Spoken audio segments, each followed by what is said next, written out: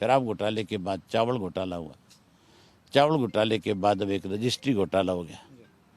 रजिस्ट्रियों में किस तरह से इन्होंने कितना पैसा खाने का काम किया है, उसमें तो ऑफिसर जो है वो खुद ये कहते हैं, अखबारों में खबरें छपी है, आपके मीडिया पे चली है कि उन्होंने तो खुद ने ये बात स्वीकार करी अधिकारियों ने कि भाई हमें तो ऊपर पैसा देना है। ऊपर किसके खाते में जा रहा है भाई, किसको दे रहे हैं? ऊपर का मतलब सीधा है कि जो मंत्री है उस डिपार्टमेंट का, उसके पास पैसा जा रहा है या चीफ मिनिस्टर के पास जा रहा है, और तो इसके अलावा तीसरा आदमी ऊपर है ही नहीं कि जिसके पास पैसा जाए। तो मुख्यमंत्री के पास तो पैसा जाता तो मुख्यमंत्री उस पर रोक नहीं लगाता, क्योंकि फिर तो मुख्यमंत्री उसको शुरू रखता है, भी करने दो, जो चल रहा है ठीक है, पैसा आ रहा है। मुख्यमंत्री के पास पैसा गया नहीं, मुख्यमंत्री के पास बीजेपी के लोगों की या आम लोगों की शिकायतें गई, और जब उन्होंने उस बात का पता कराया तो उन्हें भी एहसास हुआ कि ये तो बहुत बड़ा गड़बड़ हो रहा है। उन्होंने रजिस्ट्रियों पर रोक लगा दी। रोक लगाने से काम नहीं चलेगा, मुख्यमंत्री को इसकी इंक्वायरी करानी चाहिए, किसी जुडिशरी के अफसर को सिटिंग जज की जिम्मेवारी लगाए कि भाई इस मामले की अच्छी तरह से आप जांच करो, ताकि जो लोग लूट रहे हैं उनके असली चेहरे और सामने आ जाए। ये जितने भी अब तक के घोटाले हुए हैं पर्टिकुलर एक ही व्यक्ति के मंत्रालयों में हुए हैं। यहाँ तक भी बड़े घोटाले किए गए कि पंचायत के लोगों से, जो जिन पंचायतों के पास पैसा था, मुख्यमंत्री ने उनसे भी अपने इस कोविड के नाम के ऊपर 10-10 करोड़ रुपए के चेक ले लिए। मतलब उन पंचायतों की डेवलपमेंट तो नहीं करवाई, उन पंचायतों को ठीक तो नहीं किया, जिनके अपने सोर्सेज हैं, जिनके अपने पैसे हैं, उनको पैसे खर्च नहीं करने दिए, और उस पैसे को ये लोग खा रहे हैं। कल मुख्यमंत्री मीडिया से इंटरेक्ट होने, सरलीकरण करना चाहते हैं कहीं ना कहीं रजिस्ट्रियों में, ये जो चीज धांधली आई, लेकिन इन्वेस्टिगेशन जिस तरह से आपने मांग की है उससे कहीं ना कहीं बचते दिखाई दिए। क्या लगता है कि जितने तमाम घोटाले आपने गिनवाए हैं, जो सामने भी आए, धान घोटाला हो, चावल घोटाला हो, अब जिस तरह से रजिस्ट्रियों के घोटाले की आपने बात की है, क्या इनकी निष्पक्षता के साथ जांच हो रही है? अगर हो रही है तो क्या उसका आउटकम उस तरह से निकल रहा है? कोई जांच नहीं हो रही। अगर जांच होती तो अब तक बहुत सारे चेहरे जो है सामने आ जाते हैं। आप देखो ना, शराब वाले में एससीटी का गठन कर दिया, बचाने का प्रयास है।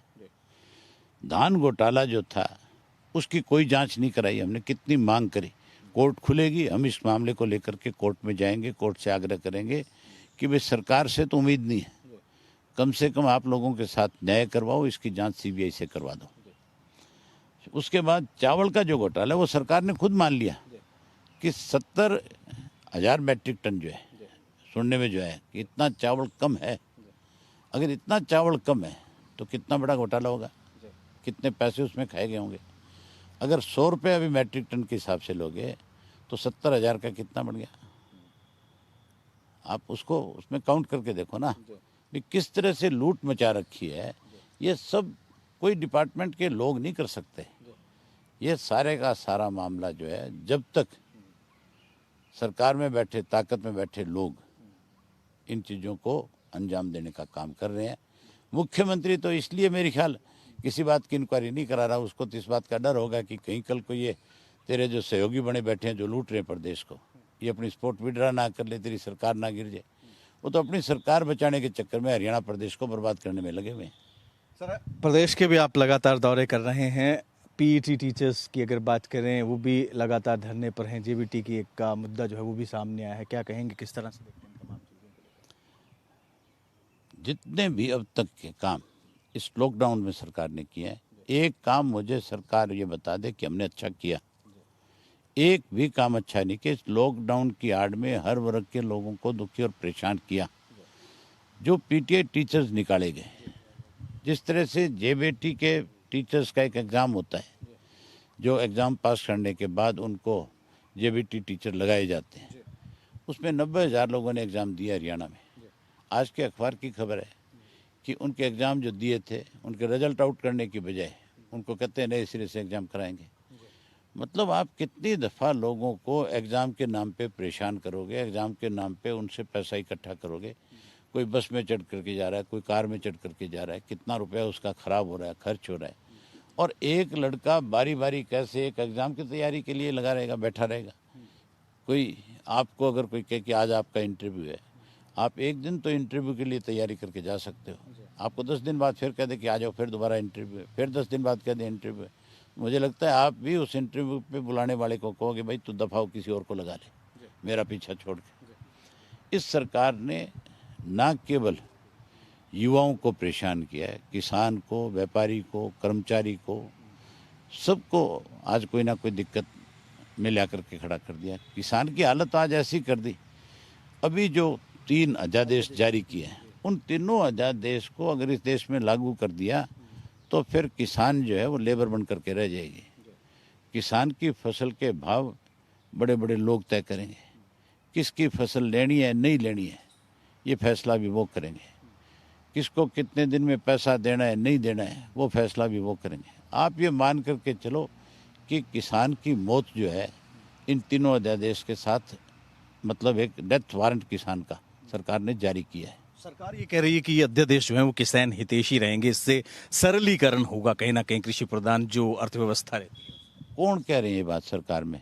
वो लोग कह रहे हैं सरकार में बैठे जो कभी खेत में गए नहीं, जिनको किसान की क्या हालत आज, किन परिस्थितियों से किसान गुजरा है उसका पता ही नहीं।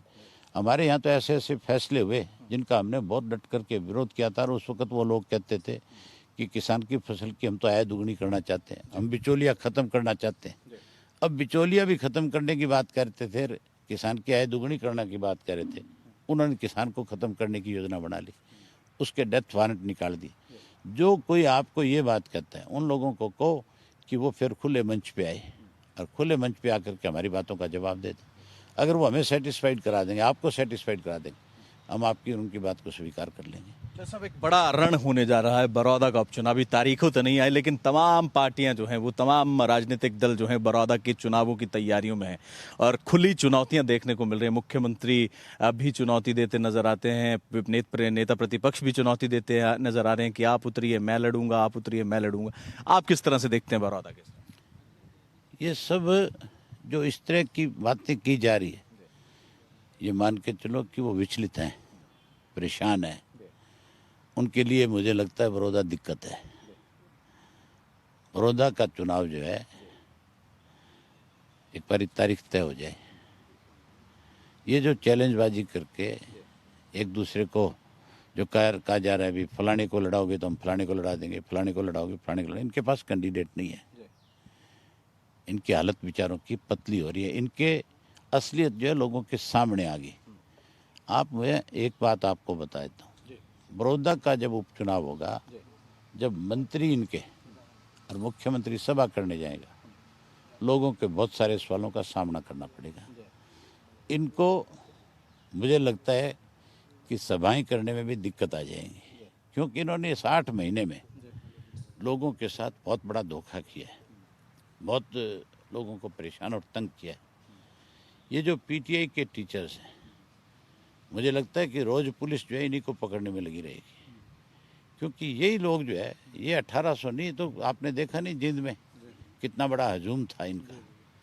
और अगर जब ये आकर के वहाँ डेरा लगा लेंगे, जब ये आकर के सरकार की पोल खोलेंगे, सरकार के जो लोग आएंगे उनसे सवाल जवाब करेंगे, आम आदमी जब उनसे पूछेगा कहाँ गई मेरी 24 घंटे की बिजली, कहाँ गई मेरी 5100 रुपये की बढ़ने वाली पेंशन, जब लोग पूछेंगे कर्जा जो किसान का माफ़ करने की बात कर रहे थे, अब तो डेथ वारंट निकाल दिया किसान का, फिर ये क्या करेंगे?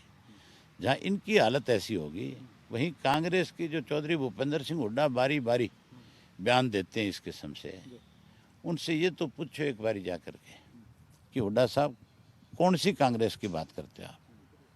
उनसे कोई आप जैसा साथी पूछ लेता है कि जी कांग्रेस तो कई गुटों में बटी हुई है, कहते नहीं हम सारे इकट्ठे। ये सारे अगर एक किसी प्लेटफार्म पे इनको इकट्ठा खड़ा कर दो तो 302 बने किसी एक के ऊपर। ये तो आपस में इस तरह से भद्दे बोलते हैं, गाली गलौच हो जाते हैं, एक दूसरे का गला पकड़ते हैं। कुलदीप का कल परसों ही एक ट्वीट रहा है, उसमें उसने स्वयं ये कहा है कि भाई मैं हुड्डा का नेतृत्व स्वीकार नहीं करता। तो इसका मतलब थोपे गए हैं सब लोग। जिस पार्टी में इस किस्म के हालात होंगे, यही हालत जेजेपी की है। राम कुमार गौतम क्या कह रहे हैं, बबली क्या कह रहा है, उसके अलावा और बहुत सारे एमएलए हैं जो दबी जुबान में पता नहीं क्या क्या बातें करते हैं। तो जिन पार्टियों में इस तरह की चीज़ें आएंगी। इंडियन नेशनल लोकदल पार्टी से ये लोग क्यों बाहर हुए? इन्होंने इंडिसिप्लिन किया, इन्होंने बेहूदगी करी, इन्होंने पार्टी को आगे बढ़ने की बजाय उसको रोकने का काम किया। इन्होंने बीजेपी के साथ समझौता करके करोड़ों रुपए उनसे लेकर के ये बिके, और इन्होंने उन लोगों के साथ धोखा किया जिन लोगों को बड़ी उम्मीद थी कि भी आईएनएलडी की सरकार बनेगी तो हमारे बच्चों को रोजगार मिलेगा, हमारे बच्चों को बेरोजगारी भत्ता मिलेगा। किसान को ये उम्मीद थी कि चौधरी देवीलाल की नीतियों को आगे बढ़ा करके इंडियन नेशनल लोकदल पार्टी ने जो वायदा किया उसको निभाने का काम करेगी। इन सबको इस बात का पता था कि मैंने जो बात लोगों के बीच में खड़े होकर के कही थी कि हमारी सरकार बनने के बाद हम कर्जा माफ़ करें, इनको पता था कर्जा माफ़ होगा। ये नहीं चाहते थे किसान का कर्जा माफ़। हमने उस वक्त बड़ा खुल करके कहा था भी हम बेरोजगारी भत्ते के रूप में एक बच्चे को 15,000 रुपये देंगे। इनको पता था ये देंगे। इन्होंने कैसे रोके, बीजेपी वालों ने उसके लिए एक बड़ी गेम खेली, और बड़ी गेम आपके सामने है। जो आज जिस तरह से इस प्रदेश को लुटा जा रहा है, बीजेपी वाले चुप है, इसीलिए चुप बैठे हैं कि इन्होंने इनके ऊपर एक एहसान कर रखा है, इनकी सरकार बनवा रखी है, ये एहसान उतारने हैं बेचारे। आखिरी सवाल आपसे, बड़ौदा में गठबंधन की सरकार को जवाब मिल जाएगा? और दूसरा सवाल ये तमाम जो मुद्दे हैं, चाहे किसानों को लेकर अध्यादेश हो, चाहे किसानों की बात हो, इसको लेकर आईएनएलडी की आगे की रणनीति क्या रहेगी? क्या सड़कों पर एक बार फिर से अभय चौटाला जो है वो उतरते नजर आए? इंडियन नेशनल लोकदल पार्टी ने कभी इन चीज़ों से परहेज नहीं किया। हमने हमेशा जब कभी भी किसी कमज़ोर वर्ग के साथ सरकार ने नाइंसाफ़ी करी, सरकार ने उसके ऊपर कोई चीज़ थोपने की कोशिश करी, हमने उसका बहुत डट करके विरोध किया। और केवल हमने उसका विरोध नहीं किया, बल्कि हमने सरकार को मजबूर किया। इस इशू के ऊपर भी हम लोगों के साथ खड़े होंगे, लोगों के बीच में जाएंगे, लोगों से पूछेंगे, लोग जो फैसला करेंगे हम उनके साथ जाएंगे। चौधरी अभय सिंह चौटाला है जिनका ये कहना है कि सरकार की नीतियों के खिलाफ जो है वो जनता एकजुट है, और ऐसे में बड़ौदा का उपचुनाव जो है, चाहे कांग्रेस हो, चाहे गठबंधन की भारतीय जनता पार्टी जजपा की सरकार हो, तमाम को जवाब दे दिया जाएगा जनता के द्वारा। और ऐसे में तमाम जो मुद्दे हैं किसानों के या अलग मुद्दे हैं, उनको लेकर जो है लगातार जनता के बीच में जाने का काम किया जाता रहेगा। कैमरा पर्सन शशांक के साथ विपिन परमार, इंडिया न्यूज, चंडीगढ़। और चलिए इसी बीच सीधा रुख करेंगे इस वक्त की एक बड़ी खबर का। एक बड़ी जानकारी मिल रही है, कोरोना ब्रेकिंग आपको दे रहे हैं। मध्य प्रदेश के मुख्यमंत्री कोरोना पॉजिटिव पाए गए हैं, ये बड़ी खबर। मध्य प्रदेश के मुख्यमंत्री कोरोना पॉजिटिव, ट्वीट कर शिवराज सिंह ने जानकारी दी है। मेरे संपर्क में आए सभी लोग जांच करवाएं, शिवराज सिंह का कहना है। एमपी के CM Shivraj Singh corona positive, ये बड़ी जानकारी आपको दे रहे हैं। ट्वीट कर शिवराज सिंह ने खुद इस बात की जानकारी दी, और साथ ही साथ ये भी कहा है कि जो भी लोग उनके संपर्क में आए हैं वो भी अपना टेस्ट करवाएं, खुद को क्वारंटीन करें।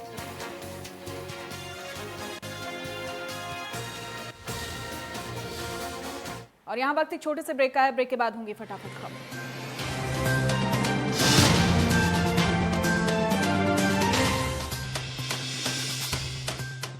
KR Mangalam University, an educational hub for innovation and creativity, ensuring a safe and secure learning environment. Your destination success. भाई चिंटू के शौक महंगे हैं। पेंट बुक की जगह सीधे दीवार पे करता है चित्रकारी, और छोटी चाहती है कि उसके कमरे का रंग पिंक हो। अब बोलिए क्या करेंगे? ऊपर से फूफी की बेटी की शादी में कपड़े, लत्ते, आने जाने का खर्चा, और आपका वही पुराना सपना कि घर के बाहर लगी हो आपकी नेम प्लेट। आप चाहे चिंटू के कान मरोड़ दे या छोटी के कमरे को कर दे ऑफ वाइट से पिंक, शादी के खर्चे से घर का किराया तो शर्तिया लेट होगा, और झेलनी पड़ेगी फिर वही मकान मालिक की झिकझिक। काश कि आपका भी अपना एक घर होता। इसीलिए प्रधानमंत्री जी के mission housing for all by 2022 को आगे बढ़ाते हुए सिग्नेचर ग्लोबल ला रहे हैं अफोर्डेबल होम्स। सिग्नेचर ग्लोबल की अफोर्डेबल हाउसिंग स्कीम में अपना घर बुक कराएं, और प्रधानमंत्री आवास योजना में होम लोन पर 2,67,000 रुपए तक की सब्सिडी पाएं। हर परिवार एक घर, क्योंकि अपना घर तो अपना ही होता है। सेफ रहिए, सेफ चुनिए। Chinar fabrics presents anti corona fabric in association with health guard Australia, जो कोरोना के खिलाफ 99.94% इफेक्टिव है। So visit your nearest Chinar fabric store. Heart to heart season 2। Varun Sharma. कई बार ऐसा होता है कि हमें एक ही जोक पे बार बार हंसी नहीं आती, तो ऐसा क्यों होता है कि एक ही गम पे बार बार दुख होता है? हार्ट टू हार्ट सीजन 2 देखिए गुरुदेव श्री श्री रविशंकर के साथ सिर्फ इंडिया न्यूज पर। प्रेजेंटेड बाय केंटारो, जो देता है सबसे शुद्ध पानी। Associate sponsor Ayurveda by ML, Ayurveda for a youthful you. Kesh Nikhar प्रस्तुत करते हैं दुनिया में पहली बार हैंड क्लींजिंग साबुन 500 ml केश निखार हैंड रब के साथ प्राकृतिक जड़ी बूटियों से युक्त हैंड क्लींजिंग साबुन पाएं बिल्कुल मुफ्त।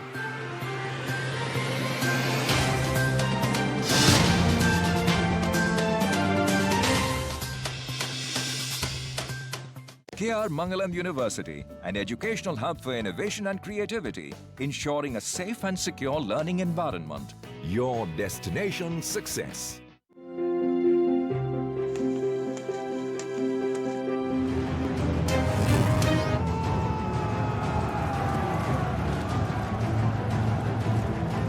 सार्वजनिक तौर heart to heart season 2 Varun Sharma. कई बार ऐसा होता है कि हमें एक ही जोक पे बार बार हंसी नहीं आती, तो ऐसा क्यों होता है कि एक ही गम पे बार बार दुख होता है?